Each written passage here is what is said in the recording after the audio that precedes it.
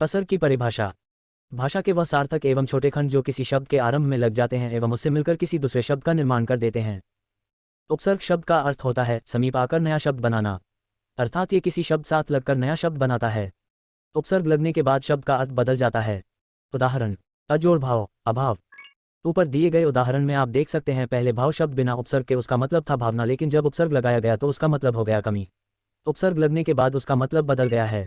उपसर्ग के भेद। उपसर्ग के मुख्यतः 5 भेद होते हैं। संस्कृत के उपसर्ग, हिंदी के उपसर्ग, उर्दू और फारसी के उपसर्ग, अंग्रेजी के उपसर्ग। उपसर्ग की तरह प्रयुक्त होने वाले संस्कृत के अव्यय। 1. संस्कृत के उपसर्ग। संस्कृत के कुल 21 उपसर्ग होते हैं। ये नीचे दिए गए हैं। 1. अति उपसर्ग। अति का अर्थ होता है ज्यादा या अधिक। उदाहरण: अतीन्द्रिय, अत्युक्ति, अत्युत्तम, अत्यावश्यक, अतीव, अतिकाल, अतिरेक, अत्यधिक, अत्यल्प, अतिक्रमण, अतिवृष्टि, अतिशीघ्र, अत्याचार आदि। 2. अनु उपसर्ग। अनु का अर्थ होता है बाद में या क्रम में।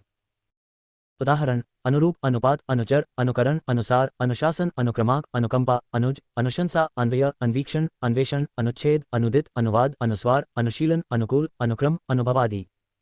3. अउपसर्ग। अ का अर्थ होता है अभाव, अंत, निषेध, नहीं, विपरीत। उदाहरण: अथाह, अनाचार, अलौकिक, अस्वीकार, अन्याय, अशोक, अहिंसा, अवगुण, अर्जित, अधर, अपलक, अटल, अमर, अचल, अनाथ, अविश्वास, अधर्म, अचेतन, अज्ञान, अलग, अनजान, अनमोल, अनेक, अनिष्ट आदि। 4. अपउपसर्ग। अप का अर्थ होता है बुरा, अभाव, विपरीत, हीनता या छोटा। उदाहरण: अपव्यय, अपवाद, अपकर्ष, अपहरण, अपप्रयोग, अपशकुन, अपेक्षा, अपयश, अपमान, अपशब्द, अपराध, अपकार, अपकीर्ति, अपभ्रश आदि। 5. अभी उपसर्ग। अभी का अर्थ होता है सामने, पास और इच्छा प्रकट करना, चारों ओर। उदाहरण: अभिनंदन, अभिलाप, अभिमुख, अभ्युत्थान, अभियान, अभिसार, अभ्यागत, अभ्यास, अभिशाप, अभिज्ञान, अभ्यास, अभ्युदय, अभिमान, अभिषेक, अभिनय, अभिनव, अभिवादन, अभिभाषण, अभियोग, अभिभूत, अभिभावक, अभ्यर्थी, अभीष्ट, अभ्यंतर आदि। 6. उपसर्ग। उप का अर्थ होता है निकट, छोटा, सहायक, सदृश, गौण, हीनता। उदाहरण: उपाध्यक्ष, उपकुल, उपनिवेश, उपस्थिति, उपासना, उपदिशा, उपवेद, उपनेत्र, उपरांत, उपसंहार, उपकरण, उपकार, उपकार, उपग्रह, उपमंत्री, उपहार, उपदेश, उपवन, उपनाम, उपचार, उपसर्ग, उपयोग, उपभोग, उपभेद, उपयुक्त, उपेक्षा, उपाधि आदि। 7. अधि उपसर्ग। अधि का अर्थ होता है श्रेष्ठ, प्रधान, ऊपर, सामीप्य। उदाहरण: अधिराज, अध्यात्म, अध्यक्ष, अधिनियम, अधिमास, अधिकृत, अधीक्षण, अध्यादेश, अधीन, अधीक्षक, अधिकार, अधिसूचना, अधिपति, अधिकरण, अधिनायक, अधिमान, अधिपाठक, अधिग्रहण, अधिवक्ता, आधिक्य, अध्ययन, अध्यापन आदि। 8. आ उपसर्ग। आ का अर्थ होता है और, सीमा, तक, से, समेत। उदाहरण: आकाश, आरंभ, आमुख, आरोहण, आजन्म, आयात, आगमन, आजीवन, आमरण, आचरण, आलेख, आहार, आकर्षण, आकर, आकार, आभार, आशंका, आवेश, आरक्त, आदान, आक्रमण, आकलन आदि। 9. प्रति उपसर्ग। प्रति का अर्थ होता है विरुद्ध, प्रत्येक, सामने, बराबरी, उल्टा, हर एक। उदाहरण: प्रतिवर्ष, प्रत्यर्पण, प्रतिद्वंदी, प्रतिशोध, प्रतिरोधक, प्रतिघात, प्रतिध्वनि, प्रत्याशा, प्रतिकूल, प्रतिकार, प्रतिष्ठा, प्रत्येक, प्रतिहिंसा, प्रतिरूप, प्रतिध्वनि, प्रतिनिधि, प्रतीक्षा, प्रत्युत्तर, प्रतीक, प्रतिक्षण, प्रतिदान, प्रत्यक्ष आदि। 10. उपसर्ग। उत का अर्थ होता है श्रेष्ठ, ऊपर, ऊंचा। उदाहरण: उन्नति, उद्घाटन, उत्तम, उत्पन्न, उत्पत्ति, उत्पीड़न, उत्कंठा, उत्तम, उत्कृष्ट, उदय, उद्गम, उत्कर्ष, उत्पल, उल्लेख, उत्साह, उत्पात, उत्तीर्ण, उभधिज, उल्लास, उज्ज्वल, उत्थान आदि। 11. प्रउपसर्ग। प्र का अर्थ होता है आगे, अधिक, ऊपर, यश। उदाहरण: थी, प्रक्रिया, प्रवाह, प्रख्यात, प्रकाश, प्रकट, प्रगति, प्रपंच, प्रलाप, प्रभुता, प्रपिता, प्रकोप, प्रभु, प्रयास, प्रकृति, प्रमुख, प्रदान, प्रचार, प्रसार, प्रहार, प्रयत्न, प्रभंजन, प्रपौत्र, प्रारंभ, प्रोज्ज्वल, प्रेत, प्राचार्य, प्रयोजक, प्रमाण, प्रयोग, प्रताप, प्रबल आदि। 12. वि उपसर्ग। वि का अर्थ होता है विशिष्ट, भिन्न, हीनता, असमानता, अभाव। उदाहरण: विकास, विधवा, विवाद, विशेष, विस्मरण, विभाग, विकार, विमुख, विनय, विनंती, विफल, विसंगति, विवाह, विभिन्न, विश्राम, विरोध, विपक्ष, विदेश, विकल्प, वियोग, विनाश, विराम, विजय, विज्ञान, विलय, विहार, विख्यात, विधान, व्यवहार, व्यर्थ, व्यायाम, व्यंजन, व्याधि, व्यसन, व्यूहदि। 13. सह उपसर्ग। सह का अर्थ होता है साथ। उदाहरण: सहोदर, सहपाठी, सहगान, सहचर, सहमति, सहयोग, सहमत आदि। 14. पर उपसर्ग। पर का अर्थ होता है अन्य। उदाहरण: परदेश, परलोक, पराधीन आदि। 15. सु उपसर्ग। परदेश, परलोक, पराधीन। उदाहरण: सुबोध, सुपुत्र, सुधार, सुगंध, सुगति, सुगंध, सुगति, सुबोध, सुयश, सुमन, सुलभ, सुअवसर, सुक्ति, सुदूर, सुजन, सुशिक्षित, सुपात्र, सुगठित, सुहाग, सुकर्म, सुकृत, सुभाषित, सुकवि, सुरभि आदि। 16. सम उपसर्ग। सम का अर्थ होता है अच्छा, पूर्णता, संयोग, उत्तम, साथ। उदाहरण सम्मान, सम्मेलन, संकल्प, संचय, संतोष, संगठन, संचार, संलग्न, संहार, संशय, संरक्षा, संकल्प, संग्रह, संन्यास, संस्कार, संरक्षण, संहार, सम्मुख, संग्राम, संभव, संतुष्ट, संचालन, संजय, संताप, संभावना, संयोग, संशोधन आदि। 17 अवोपसर्ग। अव का अर्थ है हीन, बुरा, अनादर, पतन। उदाहरण अवनति, अवज्ञा, अवधारण, अवगति, अवतार, अवलोकन, अवतरण, अवगत, अवस्था, अवनत, अवसान, अवरोहन, अवगणना, अवकृपा, अवशेष, अवगुण, अवकाश, अवसर आदि। 18 परि उपसर्ग। परि का अर्थ होता है चारों ओर, पास, आसपास। उदाहरण परिमार्जन, परिहार, परिक्रमण, परिभ्रमण, परिधान, परिहास, परिश्रम, परिवर्तन, परीक्षा, पर्याप्त, पर्यटन, पर्यंत, परिमित, परिपूर्ण, परिपाक, परिधि, परिवार, परिणाम, पर्यावरण, परिजन, परिक्रम, परिक्रमा, परिपूर्ण आदि। 19 निरुपसर्ग। निर का अर्थ होता है निषेध, रहित, बिना, बाहर। उदाहरण निराहार, निरक्षर, निरादर, निर्हंकार, निरामिष, निर्जर, निर्धन, निर्यात, निर्दोष, निर्विलंब, निरोग, नीरस, निरीह, निरीक्षण, निरंजन, निराशा, निर्गुण, निर्भय, निर्वास, निराकरण, निर्वाह, निर्दोष, निर्जीव, निर्मूल, निर्बल, निर्मल, निर्माण, निर्जन, निर्कार, निरपराध आदि।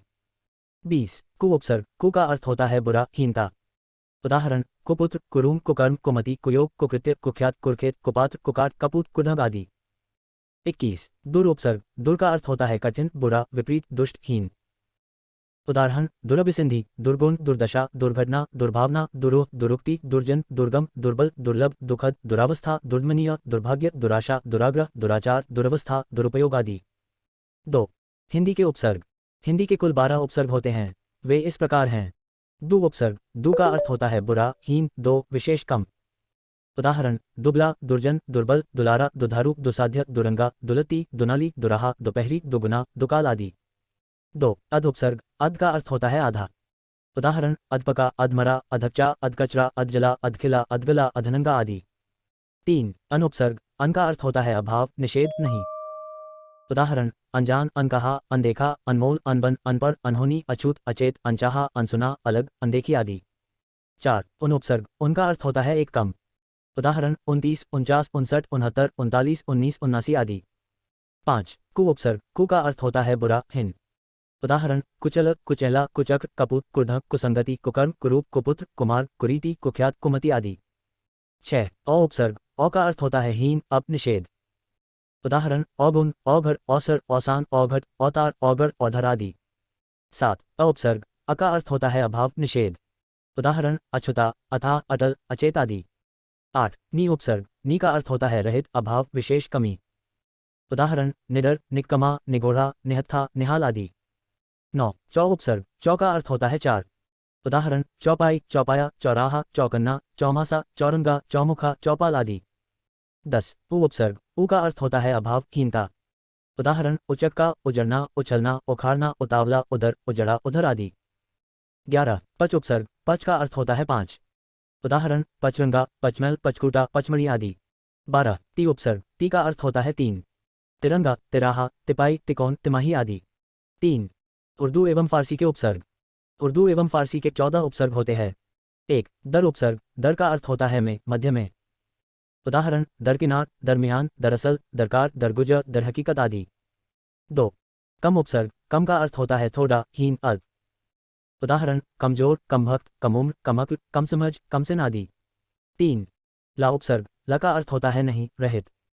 उदाहरण लाइलाज, लाजवाब, लापरवाह, लापता, लावारिस, लाचार, लामानी, लाजवाल आदि। 4 ब उपसर्ग। ब का अर्थ होता है के साथ और अनुसार। उदाहरण बखूबी, बदौलत, बदस्तूर, बगैर, बनाम, बमुश्किल आदि। 5 बे उपसर्ग। बे का अर्थ होता है बिना। उदाहरण बेनाम, बेपरवाह, बेईमान, बेरहम, बेहोश, बेचैन, बेइज्जत, बेचारा, बेवकूफ़, बेबुनियाद, बेविक, बेतरह, बेअक्ल, बेकसूर, बेनामी, बेशक आदि। 6 बा उपसर्ग। बा का अर्थ होता है साथ से, सहित। उदाहरण बाकायदा, बादत, बावजूद, बाहरो, बाइज्जत, बादब, बामौका, बाकल्म, बाइंसाफ, बामुलाहिजा आदि। 7 बद उपसर्ग। बद का अर्थ होता है बुरा, हीनता।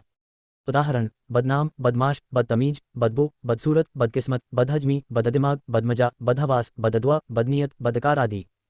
8 ना उपसर्ग। ना का अर्थ होता है अभाव। उदाहरण नालायक, नाकारा, नाराज, नासमझ, नाबालिग, नाचीज, नापसंद, नामुमकिन, नामुराद, नाकामयाब, नाकाम, नापाक आदि। 9 गैर उपसर्ग। गैर का अर्थ होता है भिन्न, निषेध। उदाहरण गैरहाजिर, गैरकानूनी, गैर सरकारी, गैर जिम्मेदार, गैर मुल्क, गैरवाजिब, गैर मुमकिन, गैर मुनासिब आदि। 10 हम उपसर्ग दर का अर्थ होता है आपस में समान साथ वाला।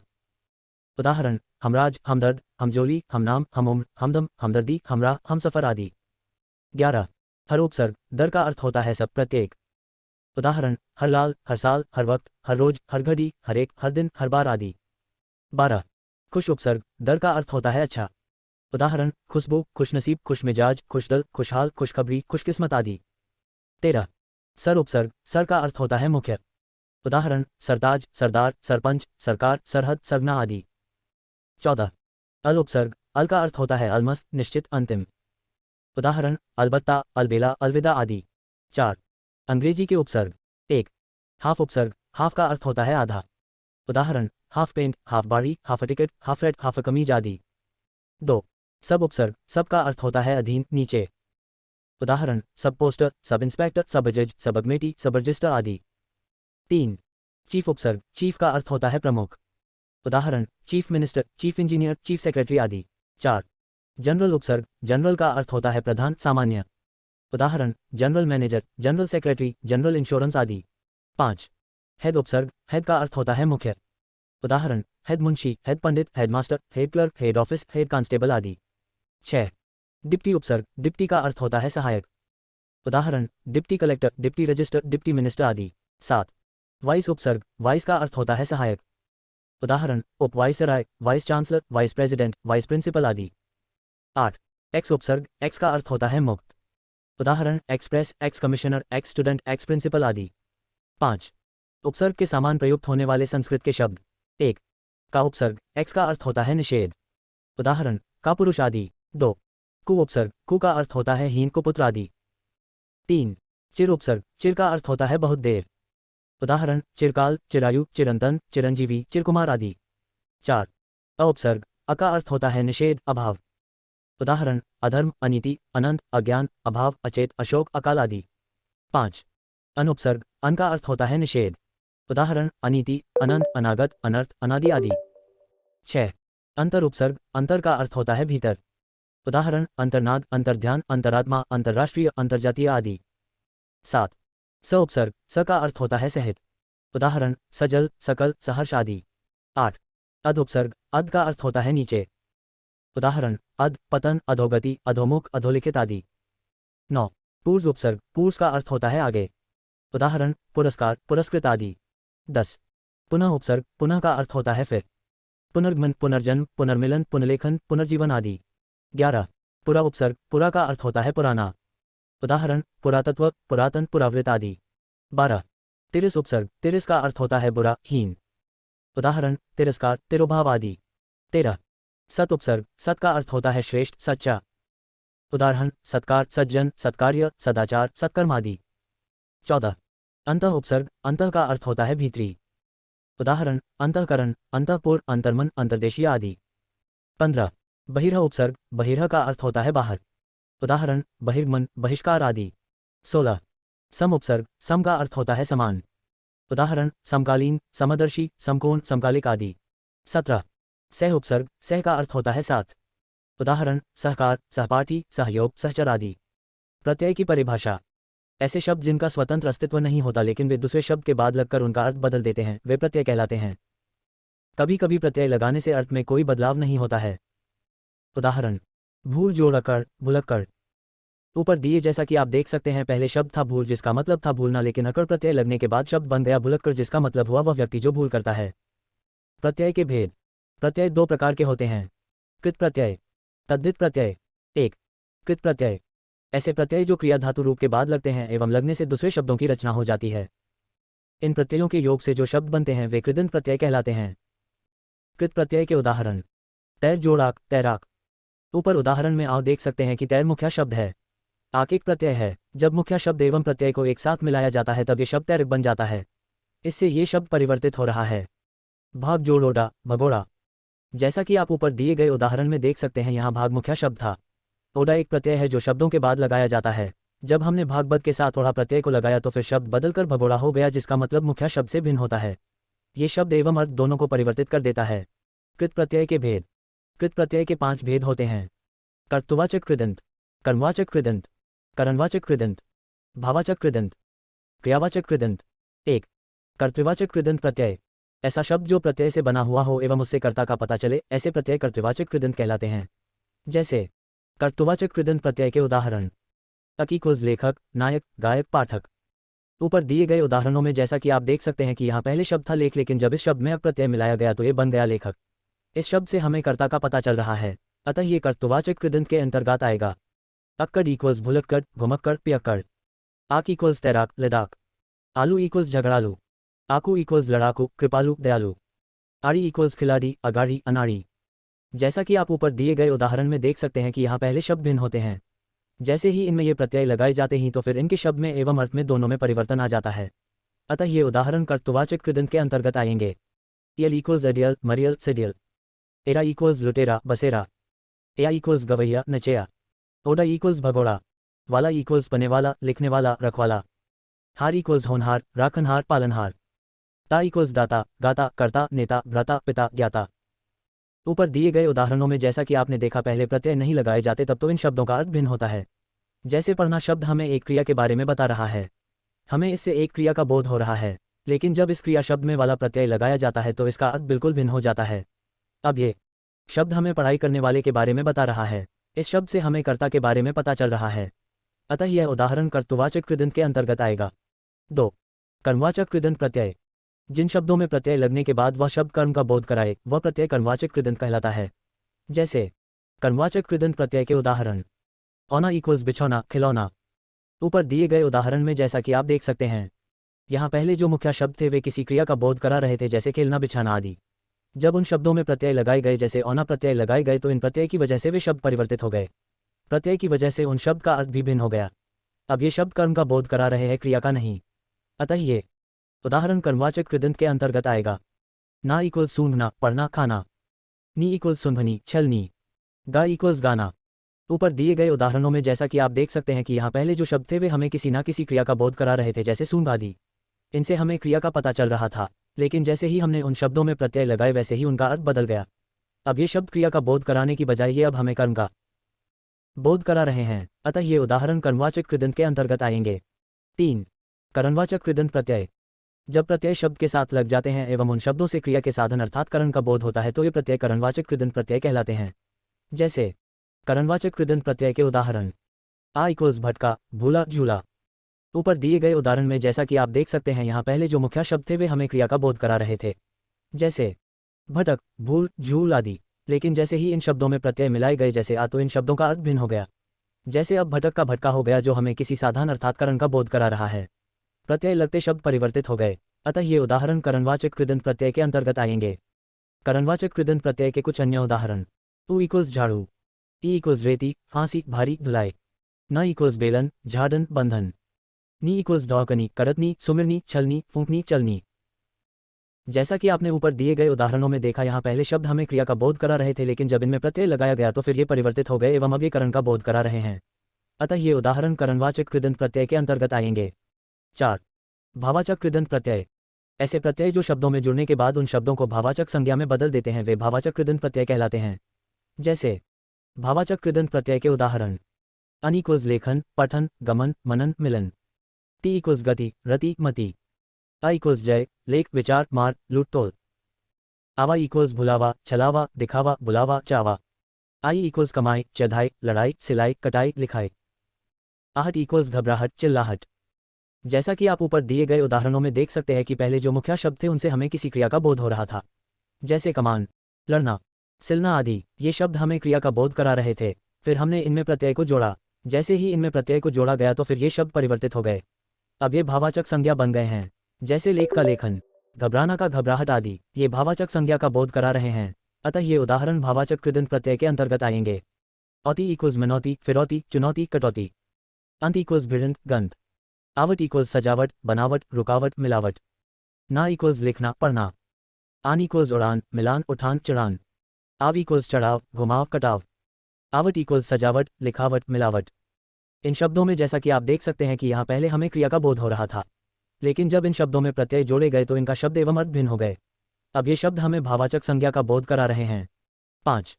क्रियावाचक कृदंत प्रत्यय, ऐसे प्रत्यय से बने हुए शब्द जिनसे क्रिया के होने का पता चले तो वह क्रियावाचक कृदंत प्रत्यय कहलाते हैं। जैसे क्रियावाचक कृदंत प्रत्यय के उदाहरण: ता इक्वल्स डूबता, बहता, चलता। या इक्वल्स खोया, बोया। आ इक्वल्स सूखा, भूला, बैठा। ना इक्वल्स दौड़ना, सोना। कर इक्वल्स जाकर, देखकर। जैसा कि आप ऊपर दिए गए उदाहरण में देख सकते हैं, पहले शब्द हमें क्रिया का बोध नहीं करा रहे थे। मुख्य शब्द हमें पहले क्रिया के बारे में नहीं बता रहे थे, लेकिन जब उन शब्दों में प्रत्यय जोड़े गए तब ये शब्द परिवर्तित हो गए एवं अब ये हमें क्रिया का बोध करा रहे हैं। अतः ये उदाहरण क्रियावाचक कृदंत प्रत्यय के अंतर्गत आएंगे। 2. तद्धित प्रत्यय। जब संज्ञा, सर्वनाम, विशेषण के अंत में प्रत्यय लगते हैं तो वे तद्धित प्रत्यय कहलाते हैं। तद्धित प्रत्ययों से मिलकर जो सहबद्ध बनते हैं वे शब्द तद्धितांत प्रत्यय शब्द कहलाते हैं। तद्धित प्रत्यय के उदाहरण: चतुर जोड़ाई, चतुराई। ऊपर दिए गए उदाहरण में आप देख सकते हैं, पहले मुख्य शब्द विशेषण शब्द था, लेकिन फिर हमने विशेषण में आई प्रत्यय मिलाया गया जिससे वह शब्द परिवर्तित हो गया। अतः यह उदाहरण तद्धित प्रत्यय के अंतर्गत आएगा। कुछ अन्य उदाहरण: पछताना, जगना, पंडित, चतुर, ठाकुर जोड़ आए इक्वल्स पछताई, जगाई, पंडिताई, चतुराई, ठकुराई। पंडित, ठाकुर जोड़ आइन इक्वल्स पंडिताइन, ठकुराइन आदि। पंडित, ठाकुर, लड़, चतुर, चौड़ा, अच्छा जोड़ आई इक्वल्स पंडिताई, ठकुराई, लड़ाई, चतुराई, चौड़ाई, अच्छाई आदि। सेठ, नौकर जोड़ आनी इक्वल्स सेठ, नौकर आदि। बहुत, पंच, अपना जोड़ आयत इक्वल्स बहुतायत, पंचायत, अपनायत आदि। लोहा, सोना, दूध, गांव जोड़ आरा इक्वल्स लोहार, सुनार, दूधार, गंवार आदि। डाका, लाठी जोड़ ऐत इक्वल्स डिकत, लिठैत आदि। अंध, सांप, बहुत, मामा, कांसा, लुट, सेवा जोड़ एरा इक्वल्स अंधेरा, सपेरा, बहुतेरा, ममेरा, कसेरा, लुटेरा, सवेरा आदि। खाट, पाट, सांप जोड़ ओला इक्वल्स खटोला, पटोला, सपोला आदि। बाप, ठाकुर, मान जोड़ औती इक्वल्स बबौती, ठकरौती, मनौती आदि। बिल्ला, काजत जोड़ औटा इक्वल्स बिलौटा, कजरौटा आदि। धम, चम, बैठ, बाल, दर्श, ढोल, लल जोड़ क इक्वल्स धमक, चमक, बैठक, बालक, दर्शक, ढोलक, ललक आदि। तद्धित प्रत्यय के भेद: 1. कर्तृवाचक तद्धित प्रत्यय। 2. भावाचक तद्धित प्रत्यय। 3. संबंधवाचक तद्धित प्रत्यय। 4. गणनावाचक तद्धित प्रत्यय। 5. गुणवाचक तद्धित प्रत्यय। 6. स्थानवाचक तद्धित प्रत्यय। 7. सादृश्यवाचक तद्धित प्रत्यय। 8. उन्वाचक तद्धति प्रत्यय। 1. कर्तृवाचक तद्धित प्रत्यय। ऐसे प्रत्यय जो शब्द में उड़ने के बाद शब्द को इस तरह परिवर्तित कर दे कि शब्द से कार्य करने वाले का बोध हो, तब ये कर्तृवाचक तद्धित प्रत्यय कहलाता है। जैसे कर्तृवाचक तद्धित प्रत्यय के उदाहरण: सोना, लोहा, कह, चम जोड़ आर इक्वल सुनार, लोहार, कहार, चमार आदि। मजाक, रस, डैक, आत, मुख, रसोई जोड़ या इक्वल्स मजाकिया, रसिया, दुखिया, आतिया, मुखिया, रसोईया आदि। समझ, ईमान, दुकान, कर्ज जोड़दार इक्वल समझदार, ईमानदार, दुकानदार, कर्जदार आदि। मशाल, खजान, मुंह जोड़ची इक्वल्स मशालची, खजानची, मोची आदि। ऊपर सभी उदाहरणों में जैसा कि आपने देखा, पहले मुख्य शब्द का अर्थ अलग था, लेकिन जब मुख्य शब्द में हमने प्रत्यय लगाए तभी इन शब्दों का अर्थ बिल्कुल भी हो गया। पहले ये सभी शब्द संज्ञा या सर्वनाम या विशेषण थे, प्रत्यय जोड़ गए तब ये शब्द हमें कार्य करने वालों का बोध होने लग गया। अतः 2. भावाचक तद्धित प्रत्यय। ऐसे प्रत्यय जो शब्द में लगने के बाद शब्द को भावाचक में बदल दें वे प्रत्यय भावाचक तद्धित प्रत्यय कहलाते हैं। इसमें प्रत्यय लगने की वजह से कहीं कहीं पर आदि स्वर की वृद्धि हो जाया करती है। भावाचक तद्धित प्रत्यय के उदाहरण: भला, बुरा, कठिन, चतुर, ऊंचा जोड़ आई इक्वल्स भलाई, बुराई, कठिनाई, चतुराई, ऊंचाई आदि। बच्चा, लड़क, छुट, काला जोड़पन इक्वल्स बचपन, लड़कपन, छुटपन, कालापन आदि। देवता, मनुष्य, पशु, महा, गुरु, लघु जोड़त्व इक्वल्स देवत्व, मनुष्यत्व, पशुत्व, महत्व, गुरुत्व, लघुत्व आदि। सुंदर, मूर्ख, मनुष्य, लघु, गुरु, सम, कवि, एक, बंधु जोड़ता इक्वल सुंदरता, मूर्खता, मनुष्यता, लघुता, गुरुता, समता, कविता, एकता, बंधुता आदि। जैसा कि आपने ऊपर दिए गए उदाहरणों में देखा, पहले सभी मुख्य शब्द विशेषण या दूसरी संज्ञाएं थी, उनका अर्थ कुछ और था। फिर हमने इन शब्दों में आई, ता, पन जैसे प्रत्ययों को जोड़ा। जैसे ही ये प्रत्यय शब्द के साथ जुड़े तभी उन शब्दों में परिवर्तन आ गया। अब ये शब्द भावाचक संज्ञा आदि बन गए हैं। अब इन शब्दों से हमें भावों का बोध हो रहा है, जैसे लड़कपन, बुढ़ापा, सुंदरता आदि। अतः ये उदाहरण भावाचक तद्धित प्रत्यय के अंतर्गत आएंगे। 3. संबंधवाचक तद्धित प्रत्यय। ऐसे प्रत्यय जिनसे हमें किसी के बीच के संबंध का पता चले वे संबंधवाचक तद्धित प्रत्यय कहलाते हैं। संबंधवाचक तद्धित प्रत्यय: लखनऊ, पंजाब, गुजरात, बंगाल, सिंधु जोड़ी इक्वल्स लखनवी, पंजाबी, गुजराती, बंगाली, सिंधी आदि। शरीर, नीति, धर्म, अर्थ, लोक, वर्ष, इतिहास जोड़िक इक्वल्स शारीरिक, नैतिक, धार्मिक, आर्थिक, लौकिक, वार्षिक, ऐतिहासिक आदि। 4. गणनावाचक तद्धित प्रत्यय। ऐसे प्रत्यय जो शब्द में लगने के बाद शब्द को संख्यावाची बना दे वे प्रत्यय गणनावाचक प्रत्यय कहलाए हैं। जैसे गणनावाचक तद्धित प्रत्यय के उदाहरण: 1, 2, 3 जोड़ हरा इक्वल्स एक हरा, दोहरा, तेहरा आदि। 5, 7, 10 जोड़वां इक्वल्स पांचवां, सातवां, 10वां आदि। जैसा कि आप ऊपर दिए गए उदाहरणों में देख सकते हैं, पहले शब्द का अर्थ भिन्न था, लेकिन जैसे ही हमने प्रत्यय लगाया वैसे ही अर्थ भी परिवर्तित हो गया। 5. गुणवाचक तद्धित प्रत्यय। ऐसे प्रत्यय जो शब्द में लगने के बाद शब्द को गुणवाचक बना दे वे प्रत्यय गुणवाचक तद्धित प्रत्यय कहलाते हैं। गुणवाचक तद्धित प्रत्यय के उदाहरण। भूख, प्यास, ठंड, मीठ जोड़ा इक्वल्स भूखा, प्यासा, ठंडा, मीठा आदि। शरीर, नगर, इतिहास जोड़ इक्वल्स शारीरिक, नागरिक, ऐतिहासिक आदि। पक्ष, धन, लोभ, क्रोध, गुण, विद्यात, सुख, ज्ञान, जंगल जोड़ी इक्वल्स पक्षी, धनी, लोभी, क्रोधी, गुणी, विद्यार्थी, सुखी, ज्ञानी, जंगली आदि। शाप, पुष्प, आनंद, क्रोध जोड़ित इक्वल्स शापित, पुष्पित, आनंदित, क्रोधित आदि।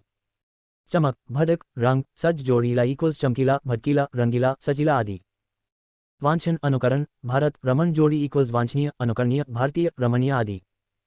बुद्धि, शक्ति, गति, आयुष जोड़मान इक्वल्स बुद्धिमान, शक्तिमान, गतिमान, आयुष्मान आदि। जैसा कि हम अब दिए गए उदाहरणों में देख सकते हैं कि यहाँ पहले शब्द भिन्न थे, वे संज्ञा के अंतर्गत थे। फिर हमने इत, मान आदि प्रत्ययों को उन शब्दों के साथ जोड़ा। जैसे ही वे प्रत्यय शब्द के साथ जुड़े वैसे ही वे शब्द भी बदल गए एवं उनके अर्थ भी बदल गए। अतः ये उदाहरण गुणवाचक तद्धित प्रत्यय के अंतर्गत आएंगे। 6. स्थानवाचक तद्धित प्रत्यय। ऐसे प्रत्यय जिनसे हमें किसी स्थान का बोध हो वे प्रत्यय स्थानवाचक तद्धित प्रत्यय कहलाते हैं। जैसे स्थानवाचक तद्धित प्रत्यय के उदाहरण। डेरे, दिल्ली, बनारस, सूरत, चाय जोड़ वाला इक्वल्स डेरे वाला, दिल्ली वाला, बनारस वाला, सूरत वाला, चाय वाला आदि। पटना, मुंबई, नागपुर, जयपुर जोड़ या इक्वल्स पटनिया, मुंबईया, नागपुरिया, जयपुरिया आदि। गुजरात, पंजाब, बंगाल, जर्मन जोड़ी इक्वल्स गुजरती, पंजाबी, बंगाली, जर्मनी आदि। कलिक, तिरहु जोड़तिया इक्वल्स कलकतिया, तिरहुतिया आदि। सर्व, यत, तद जोड़त्र इक्वल्स सर्वत्र, यत्र, तत्र आदि। 7. सादृश्यवाचक तद्धित प्रत्यय। जिन प्रत्ययों को जोड़ने से बने हुए शब्दों से समानता का पता चले उन्हें सादृश्यवाचक तद्धित प्रत्यय कहते हैं। सादृश्यवाचक तद्धित प्रत्यय के उदाहरण। पीला, नीला, काला जोड़ सा इक्वल्स पीला सा, नीला सा, काला सा आदि। सुन, रूप जोड़ हरा इक्वल्स सुनहरा, रूपहरा आदि। जैसा कि आप ऊपर दिए गए उदाहरणों में देख सकते हैं, ये जो मुख्य शब्द थे वे हमें पहले किन्हीं रगों का बोध करा रहे थे, लेकिन जब हमने उन शब्दों में प्रत्यय मिलाए तब उन शब्दों में परिवर्तन आ गया। ये शब्द अब हमें समानता का बोध करा रहे हैं। अतः ये उदाहरण सादृश्यवाचक तद्धित प्रत्यय के अंतर्गत आएंगे। 8. उन्वाचक तद्धित प्रत्यय। ऐसे प्रत्यय जिनसे हमें किसी वास्तु, व्यक्ति आदि की लघुता, प्रियता, हीनता आदि का बोध हो वह प्रत्यय उन्वाचक तद्धित प्रत्यय कहलाते हैं। जैसे उन्वाचक तद्धित प्रत्यय के उदाहरण। टोप, कोठा, टोकन, ढोलक, मंडल, टोकरा, पहाड़, घन जोड़ी इक्वल्स टोपी, कोठरी, टोकनी, ढोलकी, मंडली, टोकरी, पहाड़ी, घंटी आदि। पाग, टूक, टांग जोड़ी इक्वल्स पगड़ी, टुकड़ी, टंगड़ी आदि। खाट, सांप जोड़ ओला इक्वल्स खटोला, संपोला आदि। दी, लोटा, डिबा, खाट जोड़ या इक्वल्स बुढ़िया, लुटिया, डिबिया, खटिया आदि। जैसे कि आप ऊपर दिए गए उदाहरणों में देख सकते हैं, पहले जो मुख्य शब्द थे वे भिन्न थे एवं उनका कुछ और अर्थ निकल रहा था। फिर हमने उन शब्दों में प्रत्यय जोड़े, फिर वे शब्द परिवर्तित हो गए, उन शब्दों का अर्थ भिन्न हो गया। अब ये शब्द हमें लघुता, प्रियता, हीनता आदि का बोध करा रहे हैं। अतः ये उदाहरण उन्वाचक तद्धित प्रत्यय के अंतर्गत आएंगे।